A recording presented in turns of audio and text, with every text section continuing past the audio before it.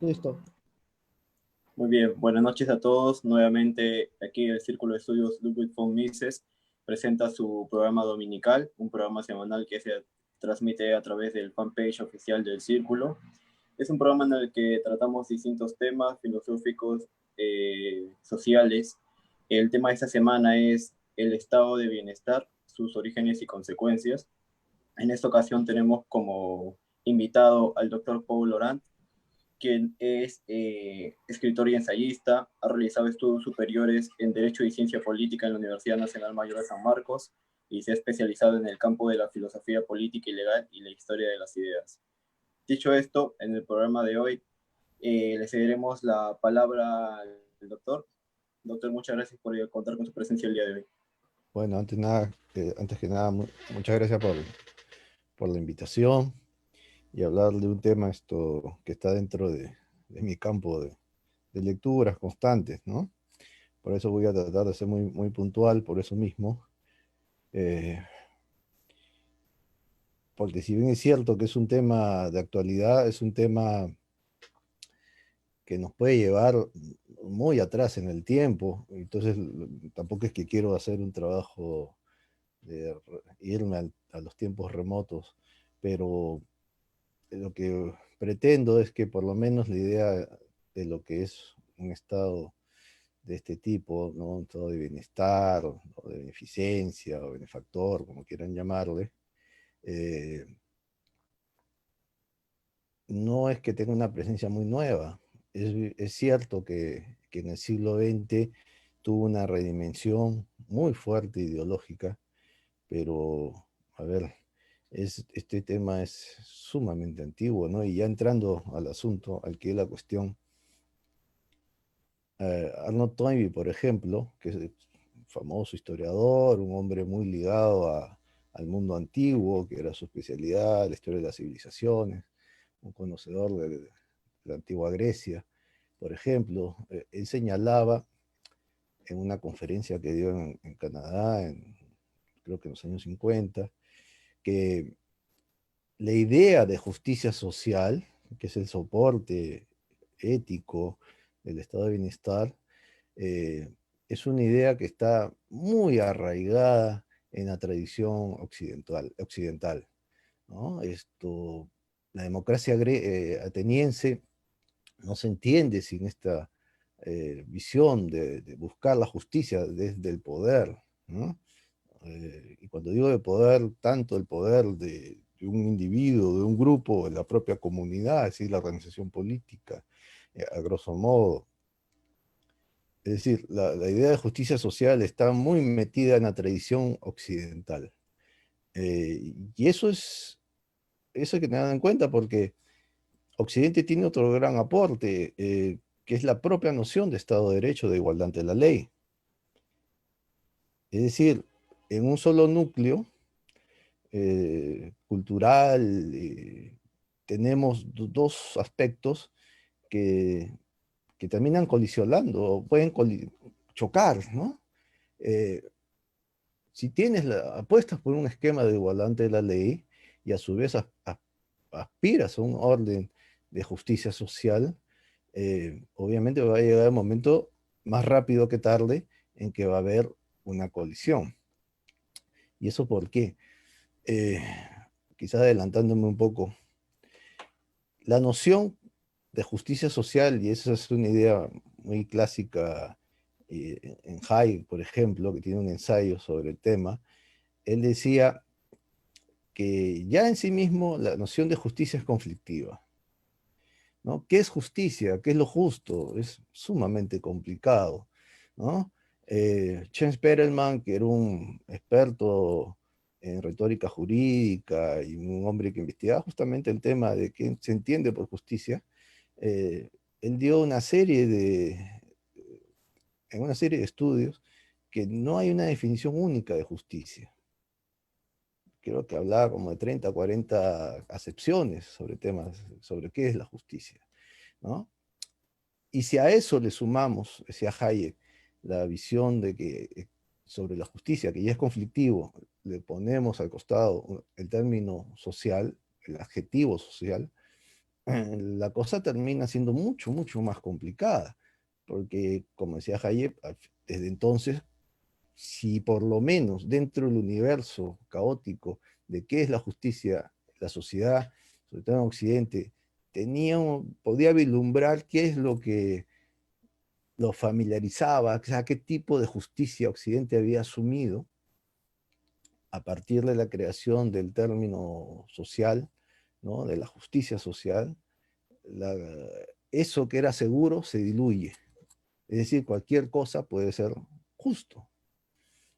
Obviamente hay un interés ahí de buscar, desde la visión de los que abogan por la justicia social, es que sea que desde el poder se remedien todos los males humanos, ¿no? Mientras que la justicia sola, no necesariamente desde el poder, eh, son o pueden ser los propios actores sociales, los propios individuos, los propios particulares, los que pueden canalizar en su modus vivendi, en su cotidianidad, esquemas de justicia, ¿no? De manera libre, voluntaria, sea individual o comunal, pero establecer sus propios patrones de justicia sin que nadie les imponga nada. En cambio, la justicia social tiene un esquema vertical. Bueno, esa es la visión de Hayek que yo comparto, ¿no? Eh, y que nos puede establecer un parámetro muy interesante. Pero volviendo al tema de la raíz de esta situación, yo le había señalado a Arnold Toynbee, que hablaba que la justicia social está en el ADN de la tradición occidental, y, y yo creo que sí, tiene razón. Eso está muy engarzado en la tradición de las instituciones, la historia del pensamiento occidental, y eso mismo hace que cualquier postura diferente termina siendo marginal. Y eso ya sería otro tema, pero lo dejo ahí, y voy a pasar a por qué esta visión de estado de bienestar nos es tan, para algunos, conflictiva, para los que creemos en las libertades individuales, el derecho de propiedad, en la noción de respeto a un orden jurídico establecido, mientras que para otros eso termina siendo un esquema justo por sí mismo, que no entienden la vida sin un orden político que apuntale un esquema de bienestar social. Eh, yo les había señalado que esta idea de estado de bienestar en el siglo XX va a marcar una pauta determinante, porque no se va a entender el siglo XX sin la idea de estado benefactor, sin esta visión del bienestar dado desde el poder. Es imposible establecer un siglo XX fuera de esos parámetros. ¿Y por qué?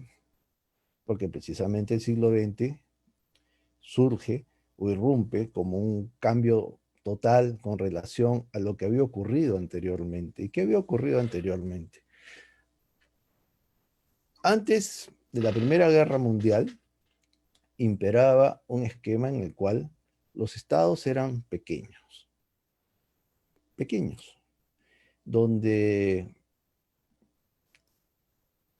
la economía, donde el comercio tenía un empuje muy dinámico, muy fuerte, y era lo que había establecido un sistema eh, de vida en sociedad que se conoce para algunos como la civilización liberal del siglo XIX, que era una civilización, un esquema, un modus vivendi, en el cual los estados eran muy limitados y que permitían a su vez que, que la gente pudiera, los individuos, los particulares pudieran hacer economía de una manera mucho más abierta a la que hoy en día se suele tener.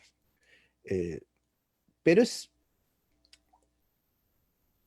en la frontera de la Primera Guerra Mundial donde eso se empieza a cuestionar. Realmente desde antes, desde fines del siglo XIX ya había un cuestionamiento, pero era un cuestionamiento ideológico más que una crítica con fundamentos reales, ¿no? ¿A qué me refiero? Erin Hobsbawm, que nadie puede acusar de liberal a Hobsbawm, que es un autor marxista, un historiador muy respetado, él en sus estudios sobre el capitalismo, sobre el origen del capitalismo, él busca por qué la civilización o el mundo del siglo XIX, que era un mundo liberal por excelencia, se derrumba. ¿Por qué viene abajo? ¿Qué es lo que había ocasionado? ¿Qué había hecho mal el liberalismo para ser reemplazado por un esquema totalmente diferente y puntualmente antiliberal incluso, ¿no? Él dice que no encuentra realmente fundamentos materiales ciertos para poder establecer un pretexto válido de por qué hay que cambiar ese mundo, siendo él un hombre de izquierda, siendo él un marxista. Pero él lo que apunta es que había sí un cambio de mentalidad. Es decir, serán las ideas, la llegada de nuevas ideas, las que van a generar ese cambio y no los hechos en sí. O sea, el liberalismo, el mundo, de un mundo donde las fronteras no eran tan rígidas, donde el pasaporte era casi inexistente, se usaba muy poco, si es que se usaba, donde había un flujo de capitales de país a país de manera dinámica, totalmente libre o mayormente libre, ¿no? Donde las restricciones a las empresas eran inexistentes, más bien van a surgir después. Ese mundo se vino abajo. Se vino abajo no porque estaba funcionando mal, simplemente se vino abajo porque hubo gente, generaciones de nuevos individuos con decisiones desde el poder, con capacidad de decisión desde el poder, que logran cambiar la agenda, establecer nuevas pautas, nuevas normas o lineamientos totalmente diferentes. Y esos lineamientos apuntaron a un esquema en el cual los estados, es decir, el poder de los gobiernos, tenía una mayor preponderancia sobre la vida de las personas y puntualmente sobre los negocios y comercios y la actividad empresarial en general. Es ahí donde surge la idea de un Estado donde pudiera dar bienestar a la gente. Es decir, que la gente, las personas, al margen de su origen de clase, sus relaciones particulares, estuvieran protegidos todos por igual y el Estado, en ese esquema de protección, les brindara salud, educación, eh, un esquema de pensiones, es decir, todo aquello que hoy día caracteriza a los estados de bienestar que existen y que están en crisis, porque eso también hay que decirlo. Están en crisis no de ahora, desde ahora, sino desde los años 90, ya hay una severa ataque, eh, más que ataque, una severa eh, postura en la cual ese estado de bienestar empieza a ser cuestionado desde dentro, ¿no? Es decir, tenemos ahí un tiempo en el cual, casi todo el siglo XX, se afianza una idea que reemplaza a otra idea. Esa otra idea que fue reemplazada, que es la civilización liberal, fue reemplazada no porque tuvo fallas, sino porque la gente quería otra cosa, la opinión pública quería otra cosa. Esa otra cosa es el estado de bienestar que desde hace 30 años está en crisis. Y está en crisis no porque habemos personas que no nos gusta ese estado de bienestar y tenemos una opinión distinta. Es decir, no es una cuestión de opinión. La crisis del estado de bienestar es una crisis real, a diferencia de la, entre comillas, crisis del estado liberal. Eso hay que tener en cuenta. Pero realmente solo aconteció ese esquema del estado de bienestar bajo un esquema en el cual es el Estado el que establece qué es o cómo debería protegerse a los individuos. Ese es el gran tema del siglo XX, un Estado protector. Protector en materia, ya repito, de salud, educación, de pensiones, temas previsionales en general, ¿no? O sea, no se entiende para los hombres del siglo XX un Estado que no lleve a cabo esa función.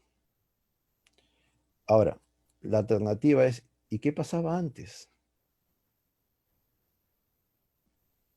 Porque si el Estado del siglo XX ofrece educación, salud, esquemas previsionales, que la gente anteriormente no se educaba, no tenía cobertura de salud, no tenía capacidad de ver qué iba a ocurrir cuando llegaba a su ancianidad. Obviamente no. Obviamente esa es una caricatura. Eh, la visión de estado de bienestar, ya en términos puramente teóricos, mejor dicho, la historia de las ideas del mundo moderno, no irrumpe en el siglo XX. Lo que irrumpe en el siglo XX es un tipo determinado de estado de bienestar, muy ligado a a las ideas socialistas. Eso hay que tenerlo presente. Ese socialismo va a estar muy metido en esta visión. Algunos le llamarán progresismo.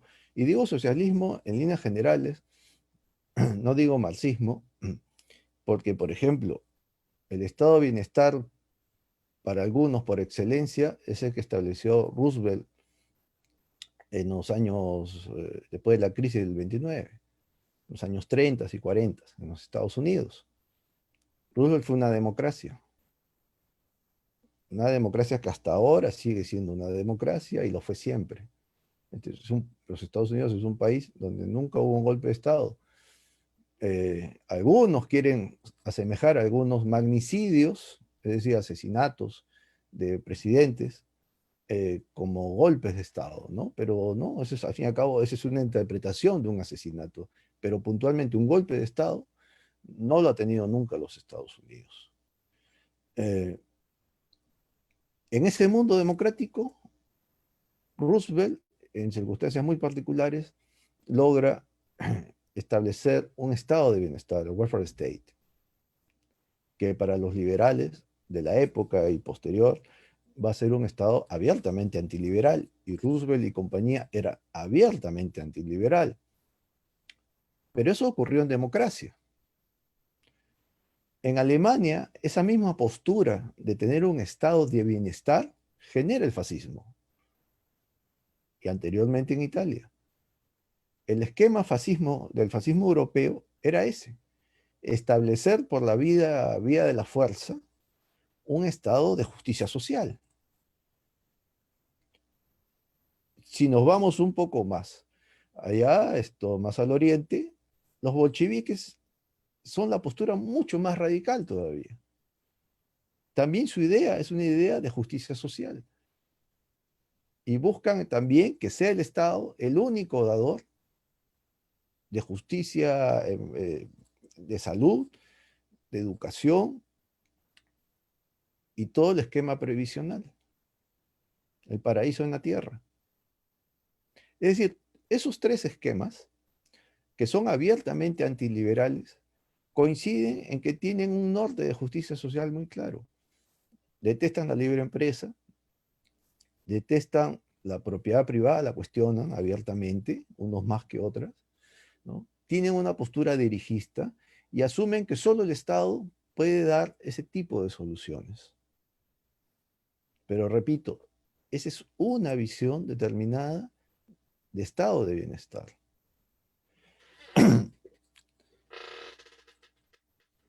El Estado, en términos modernos, como lo conocemos, irrumpe en los siglos XVI y XVII. El siglo XVII, que es el siglo por excelencia del surgimiento de pensadores de teoría política, ¿no? Es un siglo muy interesante porque es en ese periodo, en esa centuria, donde el Estado empieza también a propender a establecer un esquema de bienestar. ¿Por qué? Por cuestiones puramente fácticas. El siglo XVII fue un siglo muy duro para, no solo para Europa, sino en general para el mundo. Pero el Estado, como lo conocemos en la tradición occidental, surge en ese periodo, en Occidente, y surge porque desde el siglo XVI el poder de los monarcas, que era una novedad en el escenario político, empieza a acrecentarse, empiezan a concentrar poder.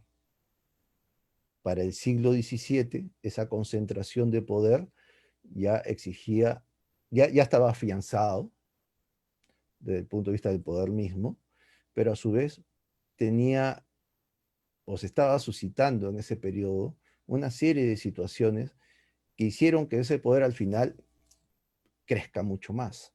¿Y a qué me refiero? ¿Cuáles fueron esas situaciones?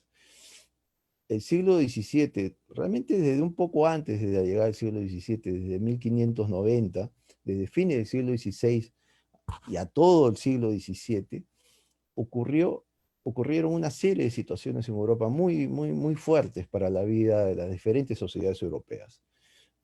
Ocurrieron hambrunas, cambios climáticos muy severos, obviamente lo que estamos viviendo nosotros ahora, pestes muy agresivas y que reaparecían y tenían rebrotes muy severos a lo largo de todo el siglo, no de un año, meses o 2 años, no, todo el siglo.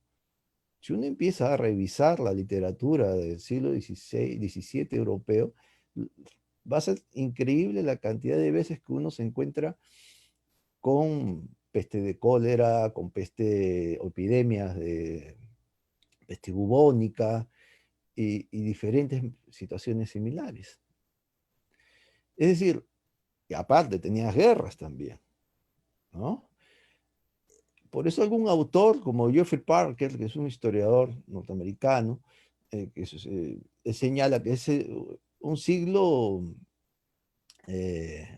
maldito, le llega a decir, porque de todos los siglos que han sido historiados, es el siglo donde más pestes, cambios climáticos, hambrunas, desplazamientos humanos, cientos o decenas de miles, incluso a veces hasta un poco más de eso, de personas que cruzan una frontera a otra porque escapan del hambre y la miseria, ¿no? O de la peste, y terminan reconfigurando el escenario. Ante esa situación, el poder reacciona. ¿Y cuál es la reacción del poder? ¿Qué es lo que busca? Calmar el dolor, buscar convertirse en el elemento que solucione los problemas. Claro, lo curioso es que, a diferencia de los tiempos presentes, el Estado del siglo XVII buscó, no buscó combatir la peste, por ejemplo, no tenía las condiciones técnicas para hacerlo, pero sí buscó paliar en la medida de lo posible el malestar que eso ocasionaba en la sociedad, ¿no? Y estableció una serie de políticas de ayuda social. Ahora, esa serie de políticas de ayuda social no fueron precisamente creación deliberada de funcionarios estatales. Ahí hay otro punto también a tener en cuenta. Uno lee a un autor como Baruch Spinoza, por ejemplo,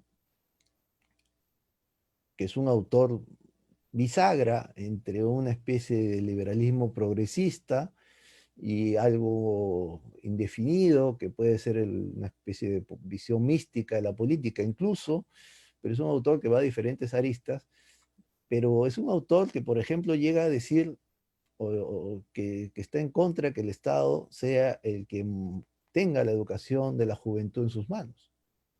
Él va a preferir la educación dada por particulares, es decir, por privados. Y él cree que debería, además es un precursor inmediato, si no fundacional para algunos autores, de la ilustración. Él preferiría, o él tenía una visión de que la juventud y los menores, los chicos menores de edad, pudieran educarse, tener la mejor educación posible. pero no asumía que eso venía desde el Estado. Eso lo asumía desde un punto de vista puramente particular, de privados. Igual ocurría desde la perspectiva de Spinoza con relación a las ayudas en materia de salud o incluso para paliar el hambre. Él es holandés o nació en los Países Bajos, para ser más puntual, ¿no? Era judío, se había criado en el mundo rabínico y muy joven se rompe con ese mundo, pero él va a tener esa tradición todavía, esa visión de la pequeña comunidad hebrea, eh, que a su vez tenía en los hechos no solo un discurso, sino una actuación social. Y son las comunidades de los judíos sefarditas en los Países Bajos los grandes actores con instituciones de caridad. Y eran privados, obviamente, son privadas. Es una mezcla de agrupación religiosa que ayuda a las viudas, a los huérfanos y a demás personas, ¿no? Bueno, ese es el caso de Spinoza. Es decir, tiene una visión de bienestar social donde el Estado no está presente, es la comunidad. John Locke, que es muy cercano al mundo de Baruch Spinoza, pero muy, muy cercano. John Locke vivió en los Países Bajos, aprendió el holandés, leía a Spinoza desde joven. Spinoza fue un autor conocido en Inglaterra, muy, muy joven, también en Alemania, muy, muy joven, ¿no? Cuando Spinoza tenía 20 años, una cosa así, ya eran, sus escritos ya circulaban por las élites intelectuales europeas. Y bueno, un muchacho llamado John Locke en Oxford lee al joven Spinoza, y ya cuando es adulto, pasó los 50 años, llega a los Países Bajos exiliado, huyendo de problemas políticos en su país natal, en Inglaterra, y ya Spinoza había fallecido hacía muy poco tiempo, pero el círculo de seguidores de Spinoza va a estar muy cerca de John Locke. Y en las obras de John Locke también vamos a tener una postura, o sea, John Locke, el fundador del liberalismo moderno, el famoso individualista, John Locke, el que asume que la propiedad privada es el pilar de la sociedad, ¿no? Y del mundo feliz. John Locke va a establecer también una postura de una comunidad o diferentes comunidades que puedan accionar para buscar paliar problemas como la pobreza, la viudez, la ancianidad, ¿no? Los huérfanos. Pero nuevamente, como Baruch Spinoza, John Locke va a buscar que sea la propia comunidad que libremente pueda accionar en este campo. No es el Estado, aunque deja también una beta al respecto, pero sobre todo es la comunidad. Y eso no es casual, porque siglo XVII todavía estamos muy cerca, que 100 años antes, todavía ese Estado grande se imponía, pero se imponía sobre un orden precedente. Nuevamente, siempre hay un antes. Y ese antes, en este caso, en este periodo que estamos hablando, es el antes del mundo de las ciudades europeas. El mundo de las ciudades europeas es un mundo de ciudades que se bastaban a sí mismas, donde el Estado, como se conoce modernamente, no está presente, donde son ciudades que tienen su propia autoridad, son autónomas, y dentro de ese esquema de autonomía tiene un esquema de asistencia social muy marcado, muy visible.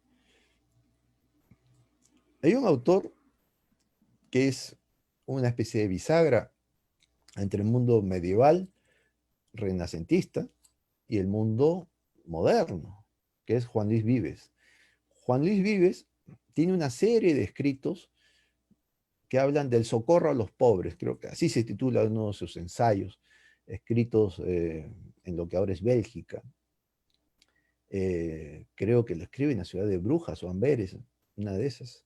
¿no? Que hoy día es el país de Bélgica, el reino de Bélgica, pero en ese momento era una posesión de los Habsburgo, eh, ya Habsburgos españoles, Carlos V, pero fuera de ese esquema legal, ese mundo urbano del norte europeo era un mundo que sus propios estamentos, su propia institucionalidad apuntaba a un esquema de estado de bienestar, sí, de un estado de bienestar, pero a su vez que era un estado de bienestar apuntalado por la propia comunidad. Eran sociedades básicamente comerciales. Y eso hay que tenerlo en cuenta, porque el mundo del estado de bienestar del siglo XX va a repudiar el comercio. Le va a tener ojeriza al comercio. Sin embargo, el mundo de Juan Luis Vives no se entiende sin el comercio. Y bueno, eso va a seguir existiendo más de un siglo después. Juan Luis Vives él empieza a escribir a comienzos del siglo XVI y va a vivir hasta el año, creo, 1520 y tantos, 1530, por ahí, o 30 y tantos, ¿no? Pero ese esquema de qué es lo que el poder debe de hacer en materia de bienestar de la sociedad, eh, está muy presente. Y nuevamente, aquí simplemente estamos confirmando lo que Toynbee decía sobre el mundo antiguo, ¿no? Que es el mundo en el cual se establecen los pilares de lo que es Occidente. Y dentro de esos pilares establece que el esquema de justicia social está muy, muy, muy presente. Y aquí lo vemos, convives. En el mundo de la Edad Media esto es muy puntual, las cofradías, las instituciones de particulares eh, que buscan remediar los problemas de la gente carenciada, necesitada, de auxilio. Eso está presente, pero es la comunidad, no es el Estado, porque el Estado todavía está en gestación. Es la comunidad, son las instituciones de la ciudad bajo medieval. Para el siglo XVII, todavía la comunidad tiene una fuerza muy grande, pero también ya está el Estado cada vez más fuerte. En el siglo XVII es interesante porque muchas de las situaciones que anteriormente podían conmocionar, eh, por ejemplo, la- la peste que hubo en Inglaterra en mediados del siglo XVII y después también el gran incendio de Londres, creo que es de 1660, si no me equivoco, pero es por ahí, genera una serie de soluciones de mercado. La creación de los seguros contra incendios surge en ese momento. No es una solución política, no se le ocurrió a un legislador. Nuevamente es la sociedad civil, para usar un término nuevo, no se usaba en ese momento, aunque Locke lo va a usar después, es la sociedad civil la que va a tener este tipo de salidas. Pero ya ese tipo de solución o remedio, es decir, los seguros privados, se habían creado décadas antes en los Países Bajos, en lo que llamamos Holanda, ¿no? Es decir, tenemos ahí dos esquemas. Uno en el cual el bienestar o la visión de estado de bienestar surge desde la imposición política, la imposición del poder, no voy a usar el término político, la imposición del poder del Estado, del gobierno, ¿no? Y la otra es que la solución o la propuesta de bienestar surge de esquemas de mercado. Y ahí es que, volviendo a este tiempo, podemos establecer, ya mirando en panorama, de que si bien es cierto en el siglo XX la visión de su estado de bienestar fue monopolizada por un esquema que venía de una postura ideológica muy clara, ¿no? La visión de lucha de clases, una visión muy influenciada por el marxismo, pero no solo por el marxismo también, sino también por una tradición católica de fines del siglo XIX, ¿no? Que asumía que el Estado debería tener una preponderancia mayor en las actividades humanas y controlar al capital, controlar los negocios y darle un cauce, entre comillas, más social, como si hacer negocios fuera antisocial, ¿no? Eh, esa visión busca que el Estado tenga el suficiente poder para lograr cambiar la suerte de muchos individuos y convertir su desgracia en felicidad. Pero, como he buscado explicar con lo señalado, pero también hay una visión liberal, por llamarlo de algún modo, ¿no? Que también tiene una experiencia en la cual son los particulares los que, sea por altruismo o sea por una visión empresarial, terminan apuntalando también una manera distinta de buscar beneficio en su comunidad. Buscar que la gente que tuvo algún infortunio pueda remediar ese infortunio a través de esquemas institucionales ligados a los contratos, a los pactos entre sí, a los acuerdos, al libre comercio. También entendiendo de que habrá gente que no va a poder establecerse en esa dinámica, pero siempre será, y ahí está Locke o el señalado Spinoza. Spinoza era un tipo que asumía que, que no puede existir vida política sin comercio. Es decir, aquellos que reclaman una visión socialista y progresista de Spinoza, ¿no? Ligado más a un esquema bolchevique, se equivocan de cabo a rabo. Es cuestión de que lean a Spinoza y se den cuenta. Spinoza admiraba la sociedad en la que vivía, esa misma sociedad a la que llegó John Locke, exiliado de su país. Y esa sociedad, los Países Bajos, era una sociedad que se basaba básicamente en el comercio. Son los holandeses los que le van a enseñar a Inglaterra a hacer negocios y a establecer una sociedad comercial. Esa sociedad comercial que después va a ser repudiada por la visión del estado de bienestar del siglo XX, ¿no? Es decir, y ahí para ir terminando, porque lo interesante son las preguntas, en el siglo XX hemos vivido un espejismo, la creación de una visión de estado de bienestar que antes no se tuvo, porque al buscar que sea solo el gobierno y el poder el que establezca pautas compulsivas para lograr el bienestar de la gente, es decir, obligatorias, terminó creando o rechazando toda una tradición previa, que era de compromiso de, de los particulares con su propia comunidad. En el caso peruano, en el caso de la América hispana, del virreinato, las cofradías tuvieron una importancia muy grande en el día a día del quehacer de los hombres y mujeres que vivían en estas partes del mundo. Y tuvieron un éxito realmente importante, cumplieron su misión, cumplieron sus objetivos.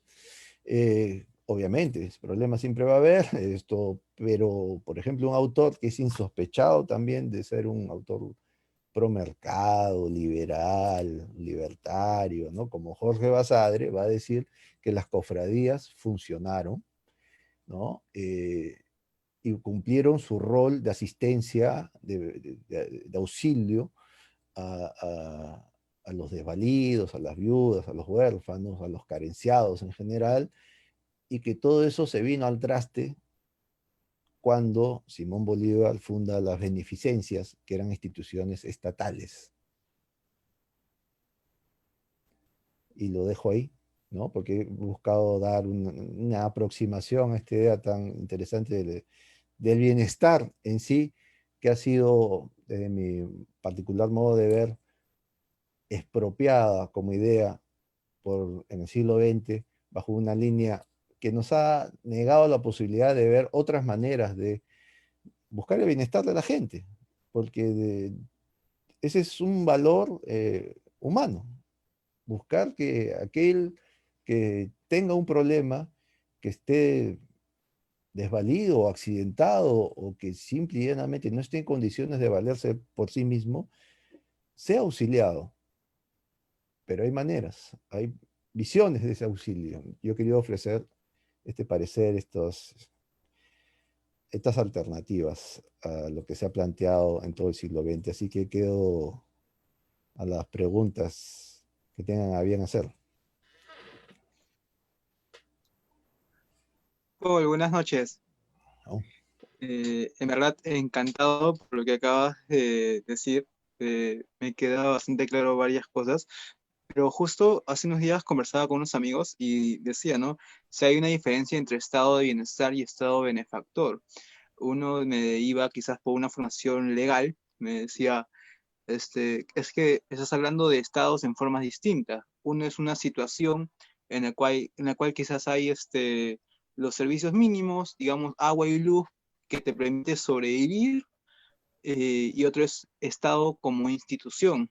¿Estaría bien a establecer esa diferenciación o es que acaso es incorrecto? Mira, yo cuando veo ese tipo de cosas, recuerdo a Friedrich Nietzsche. Nietzsche decía, hay que liberarnos de la seducción de las palabras, ¿no? Porque a veces las palabras nos llevan a campos que no nos liberan, sino que nos encadenan. Y ese es el caso, ¿no? Entrar a discutir si es el término este, lo otro, yo creo que lo que importa es la idea, y la idea es clara. O es la sociedad o, o es una institución que está por sobre la sociedad, que es el Estado, la que debe encargarse de resolver este tipo de situaciones. ¿Y qué situaciones? ¿No? Ponía el ejemplo de Spinoza adrede, ¿no?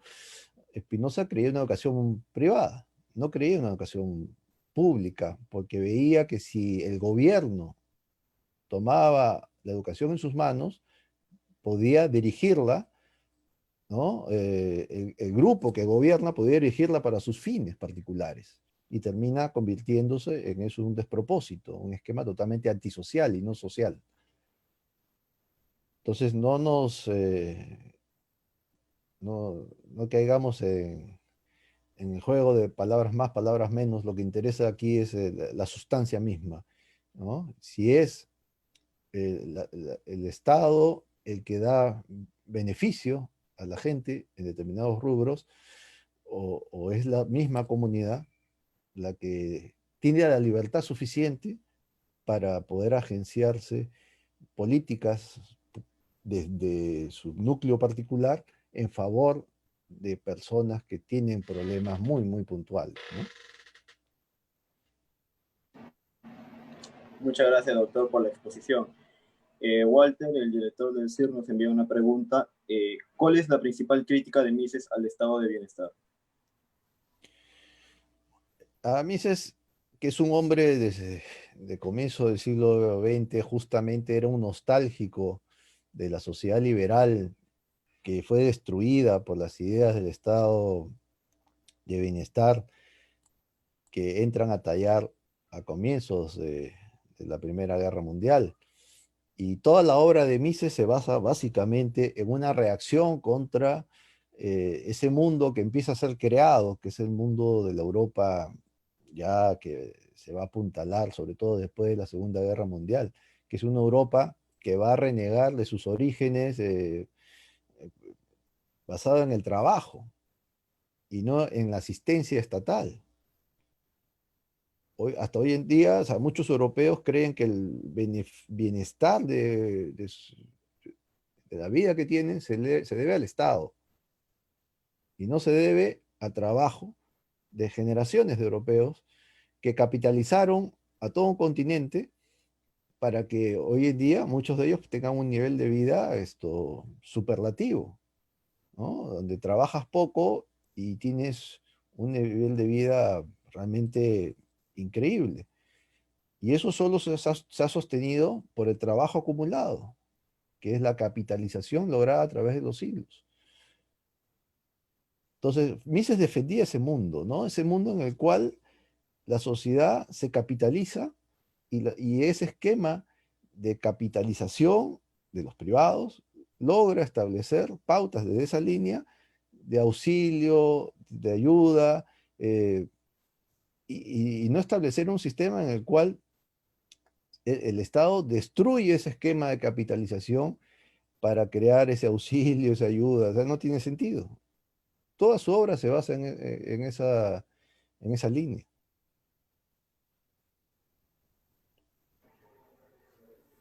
Doctor, tomando un poco el hilo de lo que expuso, yo quería mencionar el caso del Estado social alemán, en el que Federico Guillermo II define Estado como el protector natural de los pobres y que se solidifica con la llegada al poder de Bismarck, que se apega a estas ideas para evitar que sus adversarios políticos vayan creciendo, y más tarde el nazismo más o menos usa estos mecanismos, pero de una forma más autoritaria.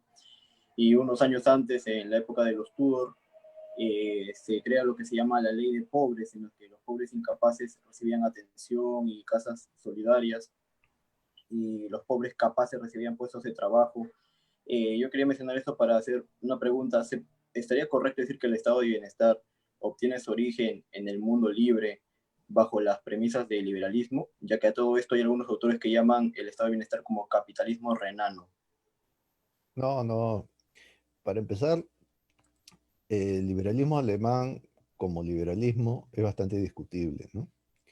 Y menos viniendo del Kaiser o del fundador del Imperio Alemán, Bismarck, eh, que liberal no tenía ni un pelo, ¿no?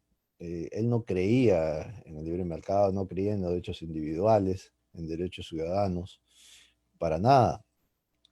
Eh, entonces ahí tenemos una postura que colisiona con una tradición liberal más bien, porque repito, o sea, en la tradición liberal es la propia comunidad, los particulares, unidos en sus diferentes asociaciones, siempre particulares, los que van a buscar establecer remedios para paliar la suerte de sus semejantes en su sociedad. Pero claro, yo les había hablado de ciudades europeas, ¿no? Pero Alemania, sobre todo el mundo prusiano, no conoció ese tipo de ciudades tan dinámicas como lo que en su momento fueron Lovaina, Salzburgo mismo, eh, Amberes, sociedades muy, muy interesantes desde este punto de vista de la asistencia a, a los pobres, ¿no? Les había señalado el texto de Juan Luis Vives, el Socorro, el libro Socorro a los pobres, un texto muy pequeño, creo de unas 30, 40 páginas. Eh, Ese texto es muy interesante porque él lo que recoge son experiencias de diferentes ciudades sobre el tema.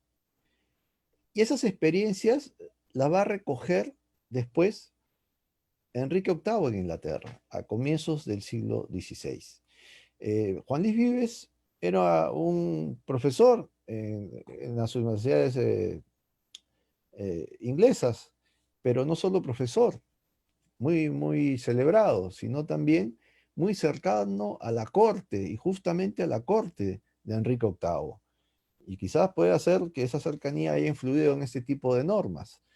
Nuevamente, en Inglaterra como en Alemania del siglo XIX, Inglaterra del siglo XVI, no conoció tampoco un ambiente urbano similar a lo que se conoció en el norte de Italia o lo que es en el mundo medieval, el norte europeo, que es la zona de Flandes y lo que hoy en día es Bélgica, donde las ciudades tenían gremios muy fuertes cofradías muy dinámicas y muy comprometidas con el auxilio mutuo. Hay que tener en cuenta que era parte del mundo medieval que tiene un esquema de creencia religiosa muy, muy fuerte. El auxilio al prójimo está dentro de la tradición cristiana y este es un mundo cristiano por excelencia. Eso hay que tener en cuenta. Quizás en el mundo moderno eso haya perdido mucho peso, pero en el mundo medieval, que todavía va a durar buen tiempo, porque acuérdense que va a haber guerras de religión desde el siglo XVI al XVII, el tema de la fe va a marcar la pauta política. No se va a entender determinadas posturas y soluciones políticas sin el tema religioso. Y esto es mucho más marcado, obviamente, en la Edad Media, Renacimiento y comienzos del mundo moderno, que es el mundo de Vives, ¿no? Esas normas de Enrique VIII son muy interesantes porque él tiene necesidad de establecer estas normas porque la experiencia de las ciudades inglesas de ese momento no daban la talla con relación al problema, porque el problema siempre existió, siempre existió. Entonces, si tienes gente carenciada a simple vista y ya no es uno ni dos, sino que ya tienes legiones, tienes un problema social y tienes que resolverlo de alguna manera. Lo curioso es que esas normas de Enrique VIII van a durar hasta el siglo XIX, hasta bien entrado el siglo XIX, cuando se reforman las normas sobre el tema de legislación sobre pobres. Es decir, van a durar más de 300 años. ¿Y qué ocurre en esos 300 años? Ocurre que a fines del siglo XVIII, comienzo del siglo XIX, tienes la revolución industrial.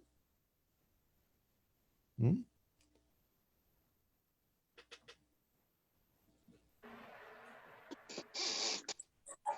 Well, Muchas gracias, hay doctor. autores que señalan que el socialismo anida en el éxito que se alcanza por el capitalismo. Y a veces también en las conferencias lo dicen. eh, Como una posterior situación en la que se busca generar una cierta culpa por el éxito alcanzado, como una supuesta explotación, por así decirlo, porque es lo que la izquierda generalmente predica. ¿Existe una relación entre lo que viene a ser el liberalismo y el capitalismo con una situación de bienestar? O sea, podríamos quizás por ahí llevar la idea de bienestar, la situación que se alcanza a través del capitalismo y que luego es ya, luego viene a degenerarse la idea, ¿no? A través de la prédica que da la izquierda. Podríamos quizás ver eso por ahí. Sí, bueno, esto es simplemente la visión de que es una visión política, ¿no? No es académica, es puramente política, es que el capitalismo lo que logra es que las sociedades puedan, por su nombre mismo, capitalizarse, enriquecerse, o sea, en términos simples, y una vez establecido eso, viene una generación que lo que busca es, ya muchachos, a repartirnos la joya de la abuela. Los abuelos se rompieron el lomo para tener sus cosas. Esas cosas siguen existiendo, valen mucho ahora. Y, y yo no me voy a romper el lomo como el abuelo y simple y llanamente voy a disfrutar la vida. Y eso lo paga ¿quién? El abuelo. Vendemos sus joyas, vendemos su riqueza acumulada y ya, y si hay algún problema, después veremos. Hay sociedades que se han movido así, ¿no? Argentina, por ejemplo. Argentina es un caso dramático, ¿no? Dramático, porque es un país que logra estar entre los primeros países del mundo en crecimiento económico, un país rico, la verdad, y, y decidió autodestruirse bajo ese esquema. Llegan nuevas generaciones que asumen que no, que ya no había que producir, que ya no había que trabajar de esa manera y que había que tener una visión puramente asistencialista. Y no hay que sudar, muchachos, porque ya sudaron los que estaban atrás, ¿no? Nosotros hay que tener una vida más cómoda, más tranquila, ¿no? Y las consecuencias están ahí. Hay sociedades que no entienden ni a palabras ni a golpes, al parecer. Hay una pregunta que nos viene de Facebook. Eh, un espectador pregunta, ¿se podría concluir que el estado de bienestar sería, al contrario, bienestar del Estado, donde los que progresan son los políticos y burócratas con el dinero de los impuestos? Eso es interesante porque cuando se hizo referencia al Kaiser, el Kaiser como dador de bienestar, ¿no? Eso es bien interesante porque en el mundo antiguo y también en el mundo ya no tan antiguo, sino medio, la Edad Media, Renacimiento, había esa contraposición entre una sociedad que logra capitalizarse, no se usa ese término, pero prosperar, ¿no? Salir adelante por sí mismo, y lo hacían sin que los condujera a ese éxito ningún individuo en particular, un rey puntualmente. Porque el mundo de las ciudades republicanas, medievales, por su propio nombre, republicanas, no conocían una autoridad parecida al rey, ni príncipe, ni monarca, ni nada parecido, ¿no? Era la comunidad, ¿no? El pueblo trabajando los que lograban salir adelante. Más bien con el tiempo van a ser esos marginales del mundo de la ciudad, los príncipes, los monarcas, los reyes, los que van a empezar a buscar adeptos. ¿Dónde van a encontrar esos adeptos? En sectores marginales, que no están dentro del mundo de, de la producción, por llamarlo de alguna manera, de la ciudadanía activa. Y ese mundo eh, de gente que no se beneficia, ¿no? De la ciudad, de los mercados, porque hay que establecer que el mundo antiguo es un mundo clasista, un mundo de estamentos, ¿no? Eh, el factor de un hombre con una corona va a tener un impacto muy grande. Y siempre, desde la antigüedad, el hombre o el individuo con una corona siempre se va a colocar como el gran dador de bienestar, a un costo muy alto. El costo son las libertades, como el ejemplo cubano. Quieren salud para todos a cambio de su libertad. Bueno, siempre fue así. El esquema de un monarca que da soluciones de ese tipo, el costo siempre va a ser la libertad de los individuos, ¿no? Y no precisamente al final termina dando la salud o el bienestar social que pregonó, pero los monarcas se van a elegir bajo ese discurso. Y contestando a la pregunta directamente ya, sí, el estado de bienestar al final lo que termina es enquistando el estado de bienestar en el sentido del siglo XX, un esquema progresista, entre comillas progresista, un esquema más ligado a esquemas socializantes, eh, compulsivos, es decir, dados desde el poder, ¿no? Totalmente verticales, sí terminan generando una, unos beneficiarios del poder muy puntuales, muy claros, que es una argolla muy sólida, muy dura, que son los que dan, entre comillas, bienestar a la sociedad, ¿no? Todas las monarquías se han generado bajo ese esquema. Yo les recomiendo un texto muy antiguo, pero que da en el punto al tema, que es Fuster de Coulanges, La ciudad antigua. Es un autor francés de mediados del siglo XIX. Es un clásico. Claro, en este caso el Estado social del Kaiser, el corporativismo italiano y la sociedad social francesa serían todas estas contrario a la definición que John Locke nos daría de libertad en el segundo tratado del gobierno civil, cuando definía libertad como la, la no, el no poder de un hombre sobre otro, no estar sometidos a la arbitrariedad, a la desconocida e incierta voluntad de otro hombre. En este caso se Claro, atentaría no directamente depender de contra la... otros.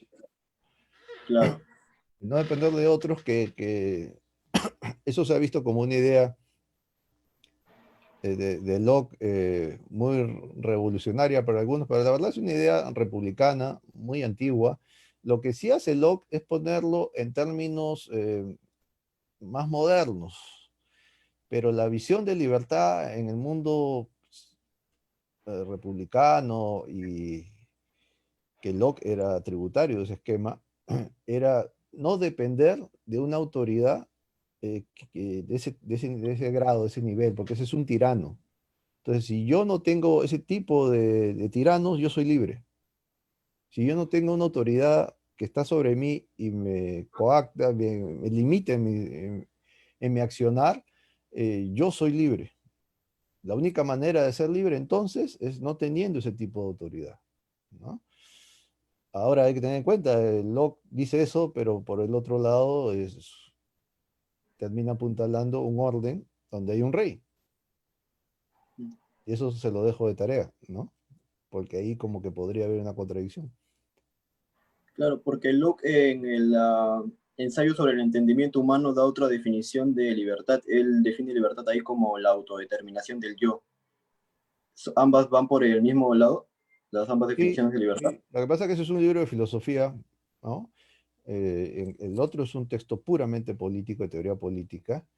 Y yo creo que lo que estamos ahí, o sea, ya hablando puntualmente de Locke, estamos ante una obra y un hombre que actúa en un momento determinado. Ahora, Locke escribe ese texto muchos años antes de ser publicado, ¿no? En los años 70 o 80, incluso alguien habló del 1679 a 1683, ya tenía el grueso de su segundo tratado de gobierno, los dos tratados de gobierno, para ser más preciso, ¿no? Y que estuvo revisándolo y le insertó un capítulo cuando vivió en Holanda, o quizás a su regreso, eso nunca se sabrá. Lo cierto es que antes de la Revolución Gloriosa de 1688, Locke ya tenía ese texto y lo va a publicar en 1909, en 1690, ¿no? Es decir, toda esta situación en la cual había un rey, él a la hora que escribía no estaba presente, sino que, como digo, era una provocación mía, ¿no? ¿Por qué provocación? Porque a partir de la Revolución Gloriosa, Inglaterra va a establecer una institucionalidad donde va a fundar el mundo o el Estado constitucional moderno. Y por el nombre constitucional significa que somete al rey a normas. Y eso va a establecer el mundo moderno por excelencia, desde el punto de vista del Estado, del derecho constitucional, ¿no? Y en el caso chino, doctor, para no alejarnos tanto del tema principal, ¿se podría llamar el Estado chino como Estado de bienestar o en dónde se podría encajar el Estado chino actualmente?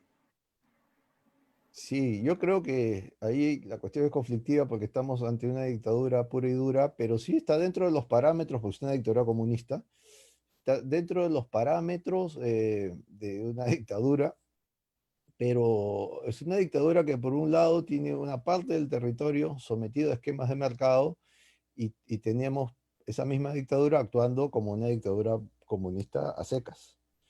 Yo lo que creo de la dictadura china, creo que es simple y llanamente un grupo, ¿no?, que ha descubierto la posibilidad de, como llamamos simplemente, de hacer caja y beneficiarse de este crecimiento. Y muchos de los nuevos millonarios chinos son políticos, que se han hecho millonarios no beneficiando a carenciados, a gente sin posibilidad de acceso a la educación o enfermos, no, sino permitiendo negocios muy lucrativos. Eh, y eso es simplemente una dictadura más que comunista, es una dictadura a secas, ¿no? Y ha habido muchas dictaduras que han permitido el desarrollo económico de sus sociedades. Los chinos están en esa dimensión hace mucho tiempo.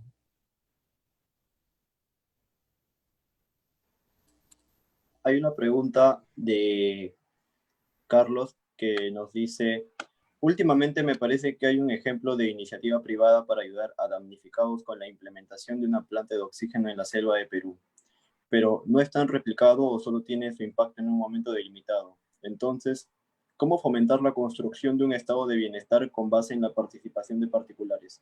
¿Es requisito que el estado de bienestar implementado desde los gobiernos, o su intento al menos en Perú, retroceda para que los implementados por grupos privados progresen? A ver, obviamente cuando uno habla de una sociedad que una sociedad en la cual son los particulares los que tienen la iniciativa principal de establecer asistencia a sus semejantes, estamos ante una sociedad que ha logrado capitalizarse previamente. Nadie puede dar lo que no tiene.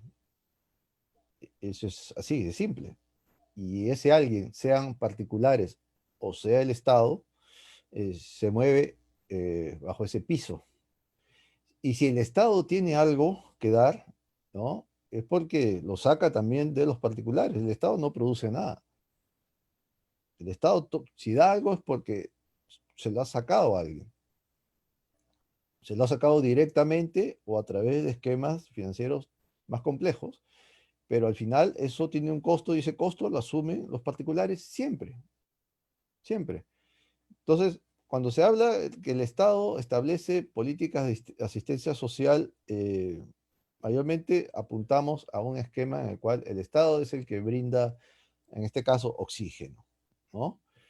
Pero aquí estamos ante un Estado que no brindó lo primero, que es una acción inmediata al comienzo de la pandemia con la información que se tuvo. Mientras que hubo estados que en ese momento, sin hablar mucho, actuó y pudo establecer determinadas, por ejemplo, compras de materiales o demás, si lo vemos desde esa perspectiva. En otras partes del mundo hubieron estados que no intervienen en el esquema social de manera directa, sino de manera marginal, por llamarlo de alguna manera, o excepcional, para ser más preciso, y como el ejemplo de Taiwán, ¿no? Taiwán no tiene un esquema de salud pública, por ejemplo. No lo tiene. No hay hospitales públicos. Pero todo el mundo en Taiwán tiene la posibilidad de poder atenderse en este tipo de situaciones, porque el Estado cubre, pagando a los privados, ese tipo de emergencias. Ese por un lado, por el plano netamente médico, pero sobre todo Taiwán tiene un esquema, que lo he dicho varias veces y lo repetiré ahora, un esquema en el cual ellos monitorean con una institución científica, la presencia de posibles epidemias en su región que puedan desembocar la llegada de esa epidemia en su país, y eso les permitió a ellos estar al tanto de lo que ocurría en China en su momento, muy temprano en el tiempo, con bastantes meses de anticipación, que les permitió tener un accionar impecable hasta hoy en día. Es el único, uno de los pocos países, creo que el otro país es Vietnam, que ha podido enfrentar con éxito esta pandemia sin tener un sistema de sanidad pública propiamente dicho. Doctor, para ir con las últimas preguntas, hay algunos autores que postulan la tesis de la imposibilidad del estado de bienestar, como Robert Gray, que no necesariamente es liberal, ya que él menciona que el marxismo, el autoritarismo marxismo es un lado de la utopía y el mercado libre es el otro lado de la utopía. Él menciona en su tesis que la globalización, como el capital es móvil y en un estado de bienestar, al imponer, por decir, salarios más altos o mayores puestos de trabajo, lo que hacen es ahuyentan al capital y el capital se fuma. Él menciona que el estado de bienestar, junto con la globalización mantiene el potencial para ir desintegrando los estados. Yo quería preguntar, la globalización y el hecho de que el capital sea móvil tiene en realidad el potencial de ir desintegrando poco a poco los estados. Eh, bueno, sin duda los pone en cuestionamiento y eso no me parece malo. Lo que interesa es no el bienestar de los estados, sino el bienestar de la gente, para empezar. No conozco al autor, no sé si es Robert, yo conozco a un John Gray. Eh, si lo que Sí, tenemos sí, ahí, John Gray era, yo me he confundido. sí. Bueno, él fue liberal, ¿no? Y después hizo un cambio muy sonoro y se convirtió en un tipo contestatario, pero bueno, tiene cosas interesantes. Y él vivió la experiencia de Margaret Thatcher, que cambió el esquema inglés del Estado benefactor y lo aproximó a un esquema más liberal, y no le fue mal, ¿no? Aunque muchos la critiquen, si las cosas perduran es porque están funcionando, ¿no? Esa postura de Gray es una postura de alguien que tiene una ojeriza muy puntual contra el liberalismo, pero al margen de eso, lo que queda en claro es que hay otras posturas con relación al estado de bienestar que la hegemónica. La hegemónica es que es el Estado el que establece los esquemas de asistencia y que bienestar solo puede surgir de los políticos o mal llamados políticos. Yo no llamo políticos a esas personas que buscan poder, ¿no? Yo lo que sí creo es que una sociedad que ha logrado capitalizarse lo suficiente y para que eso se logre, como señalaba John Locke, para lograr esa capitalización debo tener o no debe existir uh, ese tirano que destruye mis libertades, ¿no? Que es hoy en día el Estado. Lo hemos visto en Arequipa, por ejemplo, ¿no? ¿Cuántas empresas privadas han buscado decir, aquí estoy, tengo mi aporte y quiero sumarme, por ejemplo, con el oxígeno? Y es la autoridad, en este caso, ahora ex primer ministro, el que todo indica que fue así, termina rechazando ese ofrecimiento.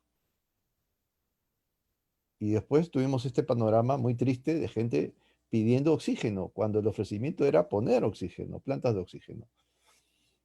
Y no hubo solo un ofrecimiento, hubieron varios. Entonces, ahí, ¿dónde está el mercado?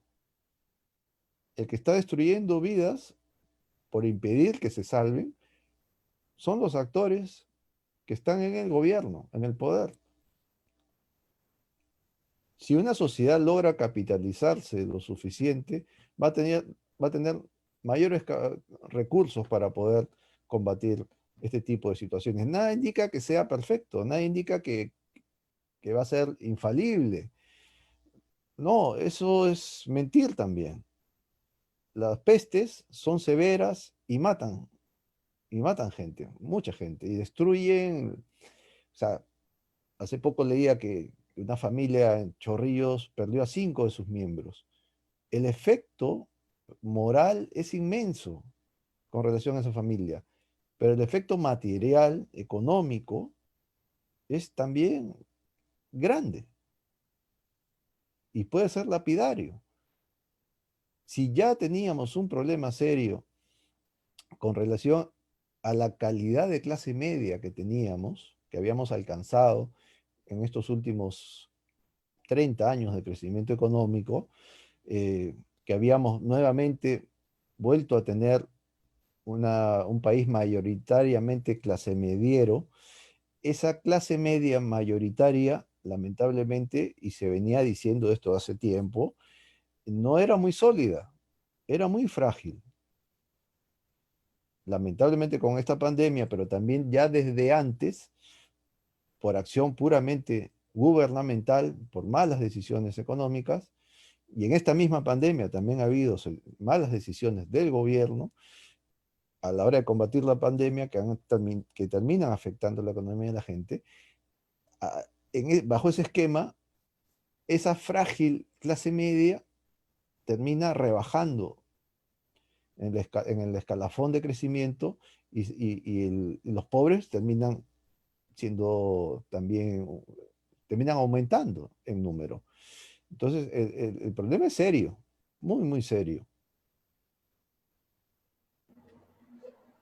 Yéndonos para la última pregunta, doctor, con lo dicho anteriormente, el autor Vincent Navarro contraargumenta la tesis de que se ahuyenta el capital diciendo que si un estado de bienestar impone mayores salarios, no tiene por qué ahuyentar el capital porque puede incentivar ese mismo capital aumentando la producción. ¿Es posible imponer mayores salarios y al mismo tiempo aumentar la producción desde el Estado? A ver, los salarios no se establecen por ley, para empezar. O sea, si alguien me dice que se puede aumentar los salarios con decisiones desde el gobierno, ahí hay un problema de comprensión Los salarios se establecen por la productividad. Es la productividad del país que recibe inversión y esa inversión logra moverse, dinamizarse y producir riqueza, es la que va a establecer la relación en cuánto puede ganar una persona. Los salarios no se dan por decreto. Si se dan por decreto, entonces el mundo es fácil, todo es simple.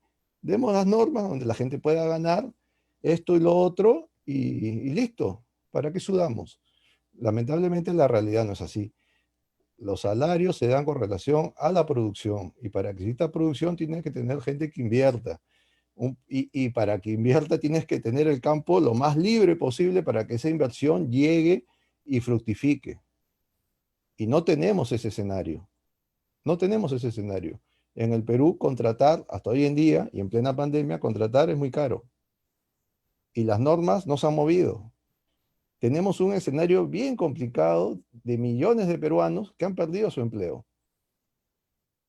La empresa en la que trabajaban, sea pequeña, mediana, muchas de ellas ya no existen. Entonces, ¿de qué estamos hablando? No existe aquel orden en el cual se generaba riqueza, pequeña siquiera. Bueno, eso pequeño ha sido destruido. Ha sido destruido por decisión de establecer políticas de cuarentena realmente severas, sumamente severas. Nadie va a decir que la pandemia no tiene un efecto, tiene un efecto, pero lamentablemente las normas, las disposiciones gubernamentales que han acompañado esos efectos han sido, desde mi modesto modo de ver, más letales que la pandemia. Y la prueba está que tenemos un panorama desolador en las calles. La informalidad, que ya era bastante alta, obviamente va a ser mucho más alta. Y el problema serio que tenemos es ese, la gran informalidad. ¿Y por qué se da la informalidad?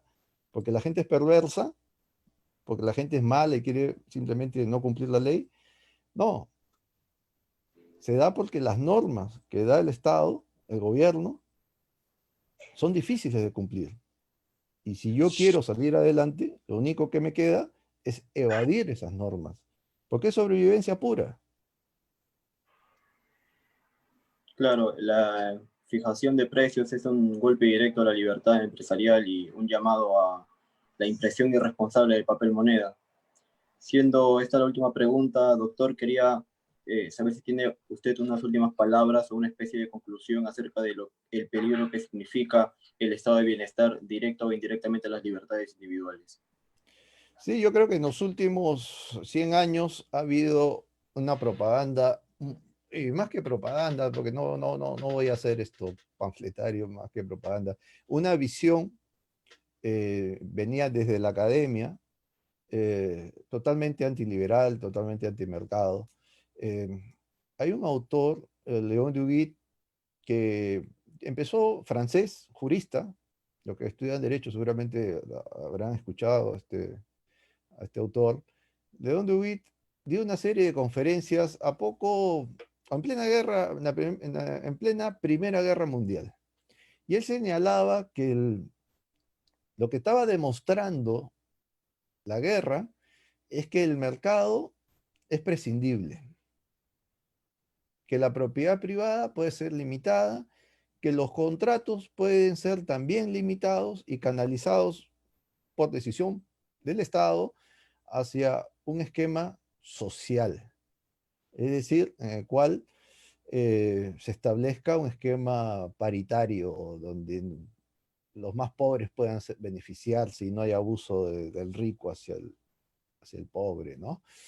Eh, y él decía que la guerra lo estaba demostrando. Y él es uno de los fundadores de este tipo de Estado, de este tipo de visión de la vida política. Y esa visión lamentablemente ha trascendido y trasciende desde un error. Vivir en medio de una guerra no es normal. Y sin embargo, León Duguit asumía que lo que había acontecido, las políticas de excepción que había establecido el alto mando francés, de controlar precios, de limitar la propiedad privada, ¿no? De limitar también los contratos, ¿no? Sobre todo en tema de alquileres. En plena guerra mundial era una demostración que sí se podían hacer las cosas en esa línea. Pero De Gucht no se da cuenta que una guerra es una guerra, o sea, es un acto de violencia masivo, es una situación excepcional. La gente en su cotidianidad no vive en situación de guerra, vive en situación de paz. Y si quieres vivir bien en situación de paz, tiene que respetarse la propiedad, los contratos, ¿no? Y todo aquello que es propio de la vida pacífica. Sin embargo, nos han vendido soluciones que se plantearon en situaciones bélicas como, como un esquema que podría darse en situaciones de paz. Y es lo que tenemos hoy en día. Lamentablemente todo el siglo XX se ha arado hacia ese norte y ha terminado desnaturalizando un ideal que es totalmente válido, que es justo y que la sociedad o el mundo o la civilización occidental en general siempre ponderó como válido y como necesario, que es la asistencia a aquellos que no pueden valerse por sí mismos, sea por condiciones naturales o sea por cuestiones que han sobrevenido, ¿no? Un accidente o cuestiones mayúsculas, mayores, como la situación que vemos hoy en día con relación a la pandemia. Entonces, con eso se ahoga la posibilidad de que sea la propia sociedad la que pueda establecer mecanismos de solución puramente de asistencia, pero también desde ese mismo esquema de una sociedad que genera negocios, que genera movimiento de capitales, también un esquema en el cual puedan activarse soluciones de mercado a este tipo de, de situaciones que nadie deseó. El hecho, por ejemplo, que como había señalado, que los seguros hayan surgido en un siglo altamente conflictivo, no es accidental. Fue esa una solución de mercado por excelencia y todavía existe. El mercado de los seguros privados en el Perú es diminuto, es pequeño. ¿Quién de nosotros tiene su casa asegurada? Seguro de los que estamos aquí conectados, seguramente nadie. En otros países eso es diferente. Y es diferente desde hace siglos. A eso deberíamos apuntar. A un esquema en el cual la gente pueda tener esas dos vías, sea el mercado y sea también la acción solidaria por sí misma. Porque la acción estatal para mí siempre es sospechosa y es muy cara. Y al final, cara desde el punto de vista material y cara desde el punto de vista institucional. Nos termina haciendo mucho daño. Muchas gracias, doctor Lorán. Ha sido un placer para todos nosotros poder escucharlo y poder aprender de su conocimiento sobre este tema del estado de bienestar que muchas veces confunde a quienes creen defender las libertades individuales. Sin más que decir, invitarlos a todos a nuestro próximo programa el próximo domingo. Esperamos poder contar con usted en un futuro. Muchas gracias, doctor Lorán. Muchas gracias, saludos, buenas noches. Muchas Buenas gracias. noches.